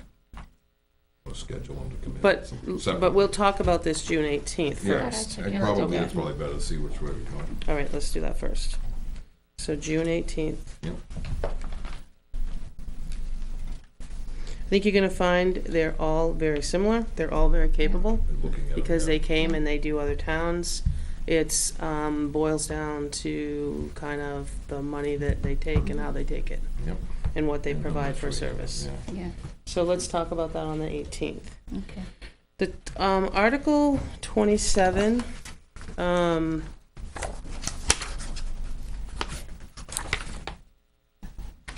not sure how we want to plug in the demographic piece of it. You know, we were looking for social and service organizations with some examples were given. Then there was examples of like young persons with children, persons without children, middle-aged, senior, male, female. So I'm not sure, short of asking all these people that volunteered 20 questions, do you want me to just invite them in and let them get started? I'll throw some dates out to all of them that are available for the nights that the room is open here. And then I'll see if I can take and, I guess this is what I'll do. I'll toss out the dates the room is open. At that point, let's see which works the best, and that's what we do for kickoff. Is that okay? That sounds good. All right. How long have we had it We need out? to get it going. No, How it's, long have we had there's it been out? no more input. So I think now it's time to just push it forward and. Right, there's been no more offers to do it since the last meeting. Yep. So my thought is to look at the calendar for June, say these dates are available. This is where we go and see what we can pick for everybody. Yep. And get it started. And see if we need new people to, or whatever. Yep. Okay. The change, whatever might be needed. Yep. The minute taker, I'm still stuck at 3. I am gonna give it one more shot. I talked to Mike today, he just printed next week's papers. So he's gonna have to do this one on the 12th, and then after that, I'm just gonna go with the 3. Okay. You all know harassment training is Wednesday for whatever you signed up for. 10:30. 10:30, 2:30, 5:30. The 5:30 session is going to be held at the safety complex. Just because the people are gonna come early to set up for the other meeting that's here at 7:30. So instead of throwing everybody out of. 1 hour? What's that? It's an hour and a half. So it's 5:30 to 7 Okay. at the safety complex. And then you run back here, and the meeting on the public hearing is scheduled to start at 7:30. Do you really think that this room's gonna be big enough with the size of the people I mean, they're tonight? gonna have to, I'm gonna stay that night because they're gonna have to make that determination because what I was asked for, I wasn't asked for X amount of seats. Mhm. I was asked to provide a room that's handicap accessible, that has a front table, that had seats, and it had opportunity to ask questions. So I've done my part, but if it is over full, but I don't know with Jack's presentation, I mean, well, I want to discuss that as well, is if we're gonna write a letter. It's due into DES by the 13th. But I don't know what will happen if this room there's 31 chairs in here, I counted them the other day. So. Have you got folding chairs? The only thing is, though, if it isn't here and it's gonna be at the town hall, would the cable committee have to do more up there? I can't do it at the town hall that night. You can't, okay. Not that night, because we have no tables that set up, no, you know what I mean? There was a specific rules that we went over and availability of times. I told them What what are I you had gonna do here. with people? They're gonna have to postpone it until, they're gonna have to postpone it to find another day. Basically, Okay. it's up to DES. Yeah, see, DES Okay. just wanted to hold it here. It's my understanding that DES always held them in Concord. Yeah. And they wanted to try it in the municipality. So that's why when she sent it to me, I gave her some options. Because, and the other thing is, that's why I was gonna stay, because I don't know what the thought is. Using the school, you gotta wait and you gotta fill out paperwork, you gotta get it approved by the school board, so that's not gonna just move over there. And then to have the setup that they wanted, I don't know. To get back to what you said about the letter, I think we really need to discuss it and Another other business, Yeah. right? Yeah. Okay. So Yeah, well, I didn't I know. will be here Yeah. on the Wednesday, the 6th, because I really don't know what the Well, I plan plan is to or be what, here, I'm sure. yeah. But I just wanted anybody to know that if you're on for 5:30, you're gonna go over there, and as soon as you're done, you come back over here.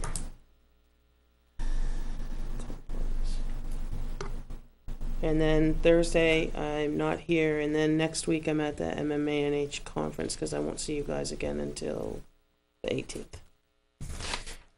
One piece, there we go. The government building list. I had an RFP out. I showed you guys last time, there was an invitation to bid with 4 projects. Repairs to the bell tower was 1. Repair the rot and the rakes at the town hall. 3 was price per hour for electrical work, which I got 2 things for, and a price per hour for plumbing. I got nothing for the bell tower, the rot, or the plumbing, and I only got 2 bids for electrical. Put it back out. All right, Do we put it back out, or do you want to extend it? If I put it back out, I gotta run it in the paper again. Oh, just If you- extend it, but I'd like to see, you know, whoever's an electrician in town, maybe just send them an email or, you know, just I don't mind doing that, but what if I miss somebody? Is there a weak crying foul? Yeah. You know what I mean? I'll be happy to email people. I'm just saying, I mean, what if you miss somebody and someone says, well, geez, you emailed him, but you didn't email me? I'm just saying, I tried not to do that. That's why we ran the ad. I put it on the website. I put it in the paper. Well, on the same token, some people could have been told ahead of time to look for it in the newspaper, and others weren't either. I mean, I'm I up don't to know. doing whatever anybody wants to do, but We should extend it. I think honestly, people are very busy and have more than their fill. Anybody that's good's gonna be busy. Correct. That's what I have the same feeling. Yeah, most of them are busy. So, I mean, how long do you want to extend it? Because I'll gladly put a notice up.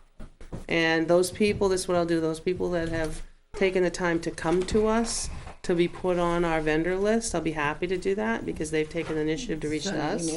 And then I'll email them back, because they've taken the initiative to come to us and say, put me on your vendor list. Yeah. So, I give them till. you want 2 weeks is the Yeah. 18th, 4 weeks is July 2nd. What do you think? I'm happy to do whatever. I mean, we haven't even got any on the others, just. No, but I'm saying that we have a list, so when, No, back I'm when, saying as back far as when, any RFPs, you only got, what, responses to? the electrical, which is a simple Yeah, hourly so I mean, price. we didn't get any others, so I mean, But what I'm saying, just 1 second, back when Keith was here, we started I call it a vendor/contractor Right. list. And we had on our website that if you were interested and you were a tradesman for something, to let us know. So we've got categories, we've got electricians, we've got plumbers that took the time to reach back to us. So those are the ones I'd be happy to reach out to now that we haven't had any response. yeah, I don't have a okay, problem. we've got them on that vendor list, Yeah, reach out I to just, them. my fear of And trying to it's- find everybody, And extend the other one, I mean, and we can extend it, I'm saying Another 2 till weeks the or 4 18th. weeks. spend it to the 18th, and see what we Yeah, get. I for mean, Reach them all out, say the 18th. You're only it's been asking for extended. an hourly time. Yeah, for but those I'm two. just saying, for the other ones, maybe the contractor ones. You might want to do for a month. Till Right. July 2nd. Yeah. Unless we have contractors that are on the vendor list that come in and put in front. Why don't we go to the 18th and then see what happens from there, and then if we have to, we'll extend it. We'll go 2 more weeks. Okay. And So then let's after go to that, the we call it. 18th. And I'll reach out to what I have for By the time we information, keep because going they've down. taken the initiative to come to us anyway. And we get down to Okay. January. So let's move down a little bit. I think there was some prices that were gonna be brought in for hang on, I've lumped them together. When did I put them though? Number 8 is now got the insulation and the leak part. I don't have that one, and I don't have the other one. Okay, which one is I that have the one? one for the barn. The barn, okay, Right. that is And number that's- 5. Yeah. Well, let me just tell you that JP Pest did come and install the baits on the 23rd. They did a follow-up on the 30th, and they caught one. Woohoo! One mouse? One rat? Yeah. So, we have one, but they're gonna come back again this week. And then they'll back off the monitoring. But the one was found in the same location that the other one was found. So I think part of it goes to number 15, which is what Jan brought up the last time, which is what I call the doghouse. Because there's a big spot underneath the door. They can crawl in wherever. That's the only spot they saw activity, was in that one over there. So far. He's gonna come back again this Wednesday and see what happens. Just to let you know, that was kind of a Yahoo moment, but we talked about the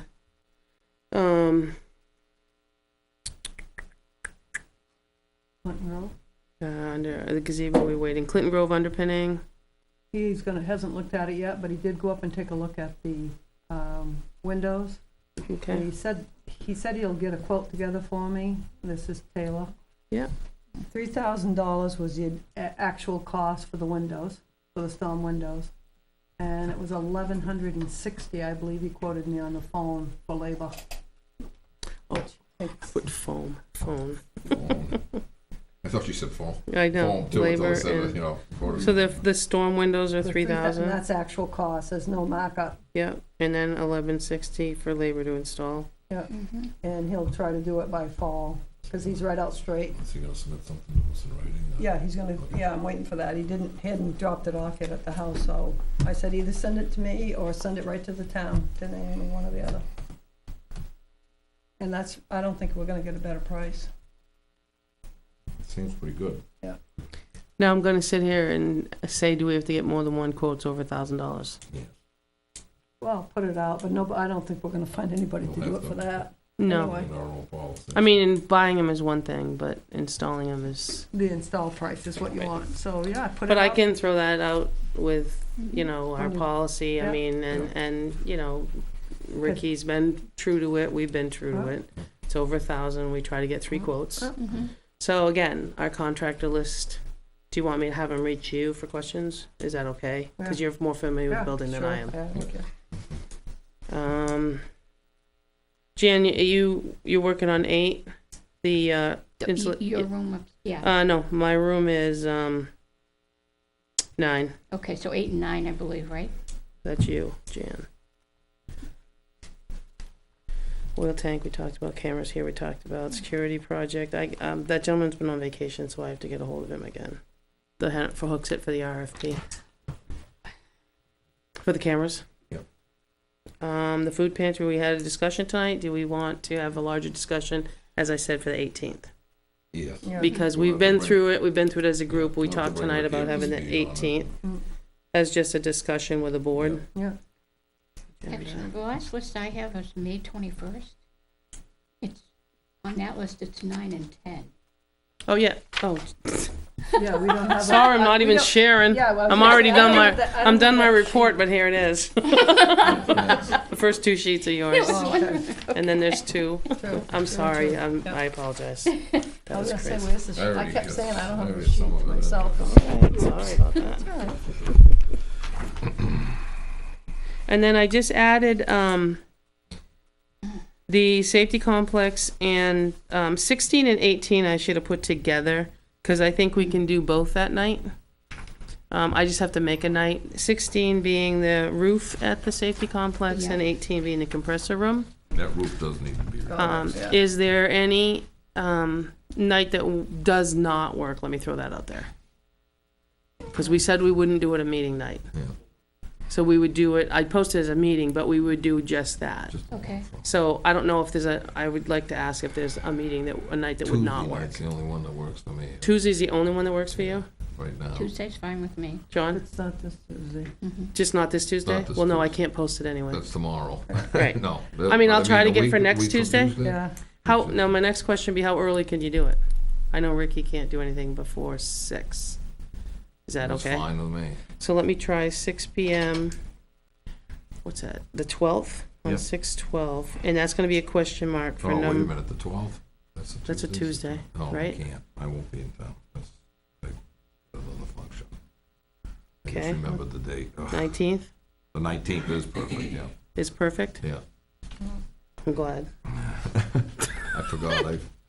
I get a So that's gonna be banquet I number, gotta be at 4 that'll be o'clock. 16 and 18 pending confirmation with the other 2 chiefs. And then I put 17 on here, Sherry, just so we didn't forget, is the walkways to the stone building. oh, yeah, yeah. The GC, I'm still confused, because, I listened to the minutes a second time, and we've done a very good job tonight, but we always talk all together.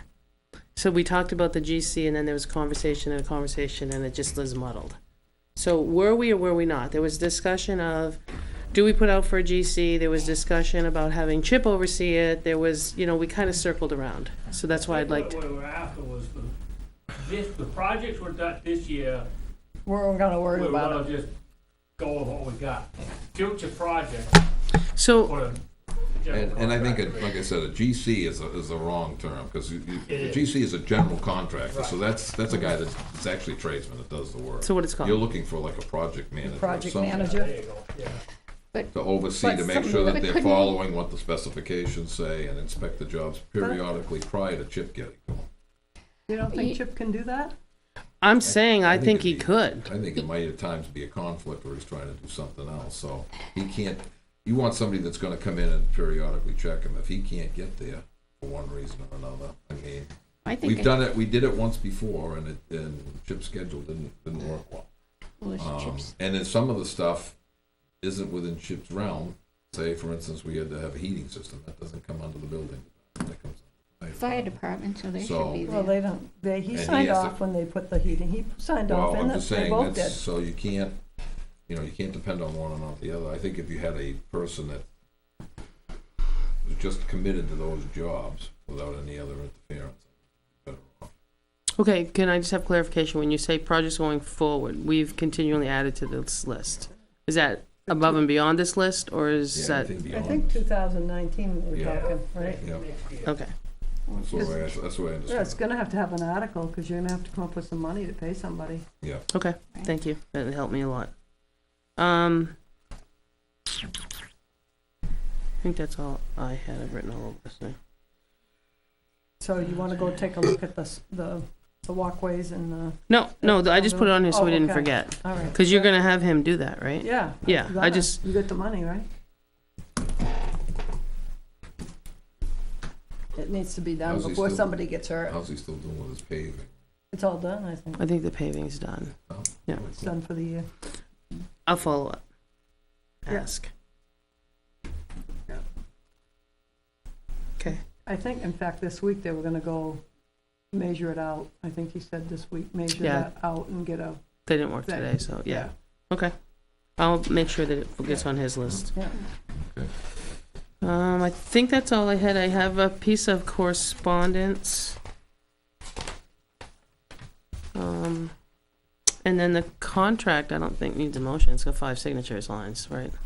Yeah. You wanted to talk about that? We're going to non-public and do Yeah, that. that's what I thought. At the end. All right, I have one bid. You guys all saw it? Did you see it? No, I think I just... I'm passed it sorry, up this she way, shunned you that way. Well, I thought you were gonna read it, like you did the others. Oh. And that's for the Gordon Brown buildings? Yes. Okay. I don't, that name didn't ring a bell to me, so I don't know who he is. Yeah. And we don't have, It's under I don't have- $1,000. Yeah, I don't have a thing for the, I still haven't got anything from Carolyn, but I'll give her another call. Carolyn Shin, because she'd said if we needed anything, let her know, and she Supply? sounded like she'd supply. Now, whether she'll supply 4 or 5 gallon buckets. I So don't is know. that the labor only That's and not the labor supplies? Okay. What, I thought Right. it was- So that's not a complete, Labor only. Materials supplied by the town. right, and that's what, sorry, Sherry just said that she's trying to gonna get it follow Yeah, up on the supplied by town. materials. Donated or... So we're not gonna, we have to wait for materials yet to make it a project. Yeah. Right. We'll have it one way or the other by the next Okay. meeting. Okay, so I'll hang on to this till the 18th and we can do it all together with the Yep. price. If she doesn't get back to me with that, then we'll have to figure out what we're gonna do, because it's gonna be roughly, I think, 4 or 5 gallon buckets to do that. Okay. We'll go to Plan B. Yeah. All right, I'm all set, except I'll just have one piece of correspondence when you get there. Okay, well, Where's my agenda? yeah, correspondence and other business. I'm sure you had something? Yeah. This whole thing with B&B, I went through it. First of all, the planning board probably shouldn't have approved it to begin with, because Article 25, industrial zoning district purpose, to foster the diversification of the town's economic base by encouraging small-scale, light service industries, and light manufacturing firms to locate in Weare. According to the Weare zoning ordinance, a collection, storage, transfer facility is not stated as a permitted use in an industrial zone district. The other one is hours of operation. They're stating 5 a.m. in the morning till 10 p.m. at night. I don't know if that's what we want to do. And then on Article 29 is to protect, preserve, and maintain existing and potential groundwater supplies for adverse developments or unwise land use. Now, that's one of our articles, and we're master plan. So I don't think that the planning board really looked at any of this stuff.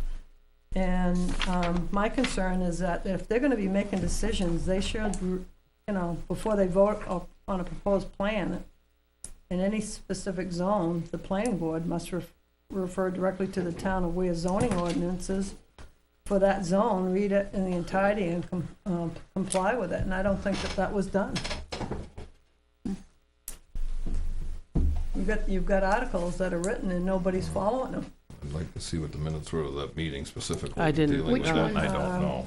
Okay, I have. don't The know. I have meeting an for the extra planning one. board, Yeah. yeah, and see what their restrictions, but I do agree that we should have a letter that we should put forth saying that seeing is, we can't unring what the planning board's really done at this point. All you can do is, No, but All we can do is send a letter saying that they be Right. held to the standards that the DES hold them to the standards that the planning board set forth in their permitting. yeah, I think Jack's point was the application that was approved, there's additional inconsistencies. Right. And I Right. didn't want to get into it with Jack, but there was a discussion about the kitty litter.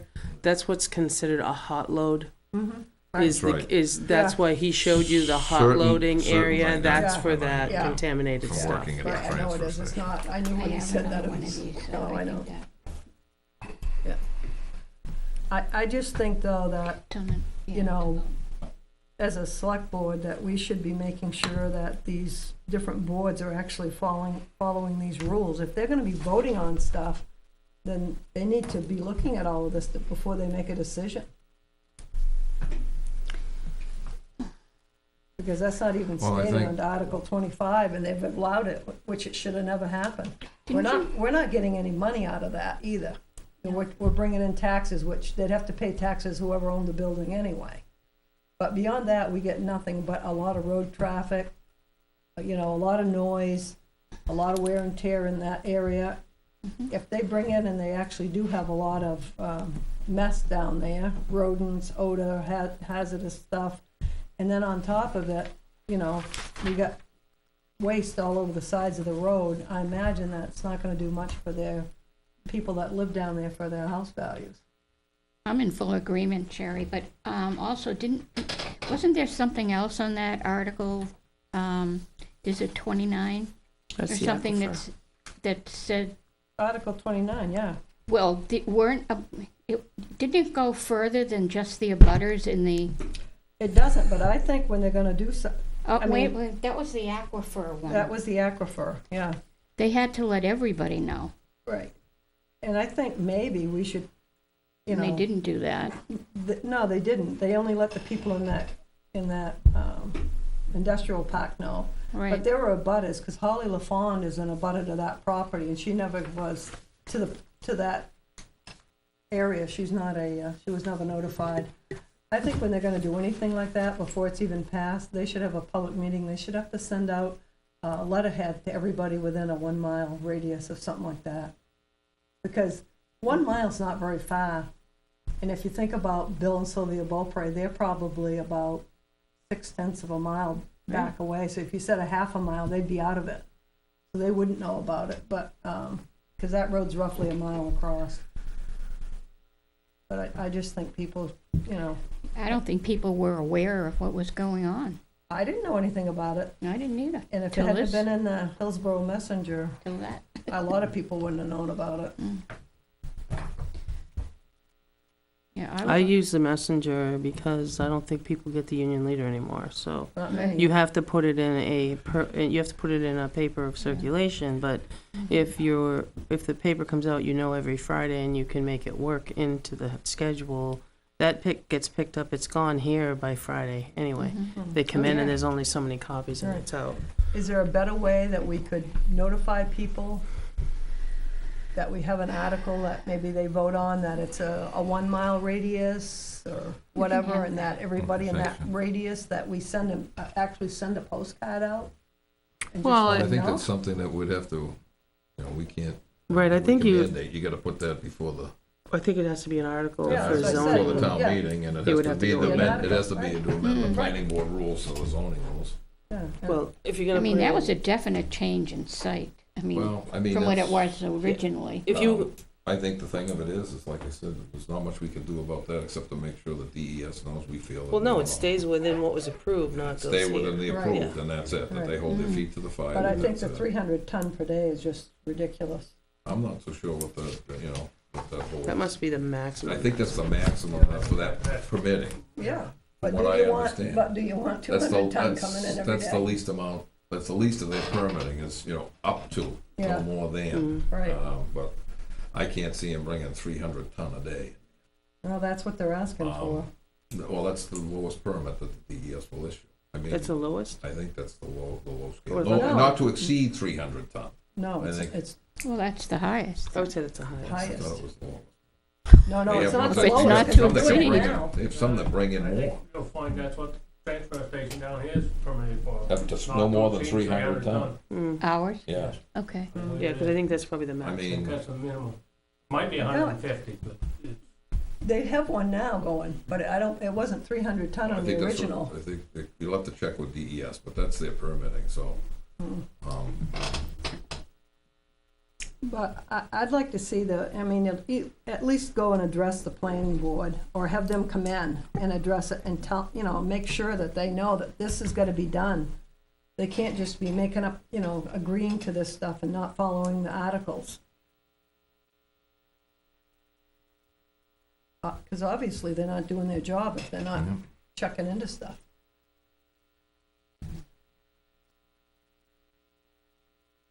There must be, I'm just trying to think back to the planning board, there must be a, when there was ever a cell tower put in, I think we notified, like, I don't know if that's a telecommunication law, or whenever there was, like, we notified almost every town within X Yeah, amount like of we just got a miles. notification of one from where, Goffstown? Yeah, a few weeks ago. A couple weeks ago, Yeah. about another one in Goffstown. Yes, that's So- what I mean, it And they comes send it to, out to, I don't know what RSA that is, or what that is, but I know there is one for telecommunications. And can the planning board or ZBA or whoever, can they come in and do a quick presentation sometime when they're passing this kind of stuff? Because the same thing down in Riverdale, they got that commercial thing going in, they're right on top of an aquifer too. Part of that's New Boston and part of it's Goffstown. That's right. Yeah, well, there was a question earlier about why did things get put over an aquifer? And if you remember, back when the town was zoned, there wasn't a zone, there was Right. not. I know. When letters went out and said, this is, there was, I guess, some suggested zoning of what your property was, but at the time, if you wanted it commercial, all you had to do was say, I want it zoned commercial, because we didn't have any zoning. we didn't have any. Zoning ordinance came about and that after. original The building, zone, that the map was Riverdale. done before the zoning ordinance, because then, But we After knew them- where the aquifers were. Well, back when they put those buildings, nobody gave that a thought. Yeah, I was mean, gonna that say, I building don't in think that Riverdale, that- The original one's been there since the 80s. Because I remember back when, the industrial park was done too in '86, long Yeah. before. That's right, that's what I'm saying, Right. back in the 80s, and the industrial park down there was done, I was gonna In say the 85, 86. But now, people are aware of the aquifer, so wouldn't you think that they'd be looking at Article 29 that is here, and it states that you can't do that, so why would you want to put a garbage disposal or whatever, collection transfer facility over an aquifer? exactly, and if you look, the town of Weare is almost an aquifer in itself. Then you have you have the highway department over there, which is also built on an aquifer. And that transfer station sits on Yeah. it also. Right, So, I mean, right, we're- that's what I mean, that whole little complex there. it's tough yeah. to- That's when we found it out. So anyway, I just think that whether it's a planning The board, old one was ZBA or too. whatever, whatever they're doing, ZBA can't come before you, because ZBA has to act like court. Okay. So Yeah. not It's the ZBA. planning They're board separate, part. yeah. It's gotta be the planning board has to do Yeah. with site plans. Yeah. But I just think that Yeah. they've gotta be more responsible, because I think that it causes a lot of grief here for us. And for the people that Well, I live in mean, the they're area. and some of it is they're the last line of defense, so to speak, because they're elected to that position, so it's, I'm looking Yeah, at some of the stuff in problem the. is that they're not the last line, Well, because they didn't they'd do have to the go, job. yeah, well, I mean, it looks like they did some of it, according to what I'm reading in the minutes, without delving into it completely. But, the thing is the restrictions that they've instituted is that to get them permitted, I think is that we have to send the letter, and that's our spot, is And I to send the letter to DES saying I agree. And I think it better be a real strong letter, Yep. not anything wishy-washy. that we have to hold them to hold them to that standard that was passed and nothing more. Right.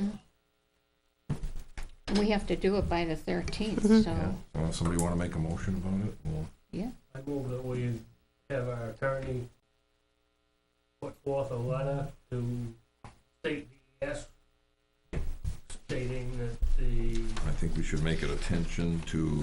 what's his B&B name? Lane project needs to adhere to what was originally planned and granted by the Weare Planning Board. And Second make- the motion. And for that discussion, to make it attention to Michael Nork, who's the environmentalist for at DES. And that would be at 29 Hazen Drive, Post Office Box 95, Concord, New Hampshire. Do you know if Jack has his ready already? His letter ready? I don't know, I can ask. Yeah, okay. Because maybe, Well, I think he's sending his own personally as a He is the neighbor. I understand, but he's gonna be putting in it a lot of the, Well, I think we just have You to. can repeat. We have to, we can Yeah. repeat and restrict it to what we have here, I Yeah. think. You could repeat it. yeah. Naomi can put an overview together, even if the attorney's gonna do the Yeah. final version, you can give her the overview stuff. Right. All those in favor? Aye. Unanimous. Okay, I'll get a hold of them tomorrow so that we can get that pushing, so it's there by the 13th. Any other business, you got another piece of I just wanted correspondence? to, I have to post it outside. I just wanted you guys to know I got a letter from the Department of Natural and Cultural Resources. And it just said that the New Hampshire Division of Forest and Lands is planning to harvest timber on 169 acres of the Vincent State Forest in Weare. It says even-aged management in the form of 3 clear cuts totaling 29 acres will be used to harvest mature timber and provide young forest habitat for wildlife. Attached is the location map of the planned harvest for your reference. With all the early stages of planning, the harvest is not anticipate offering for public bidding until the summer of 18.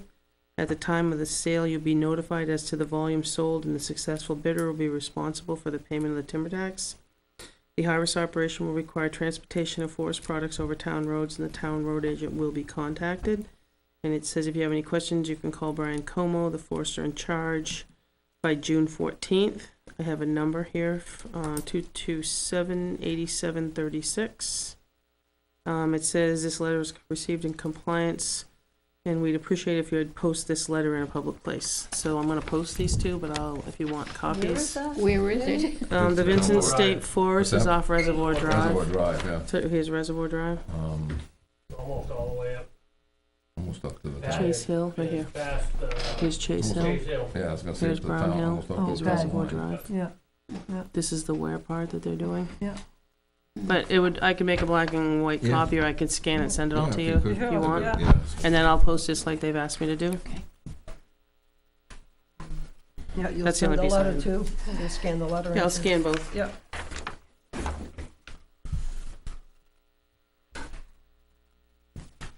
And then at the end, if we do non-public, that's Yes, all I that's have. what we're gonna do.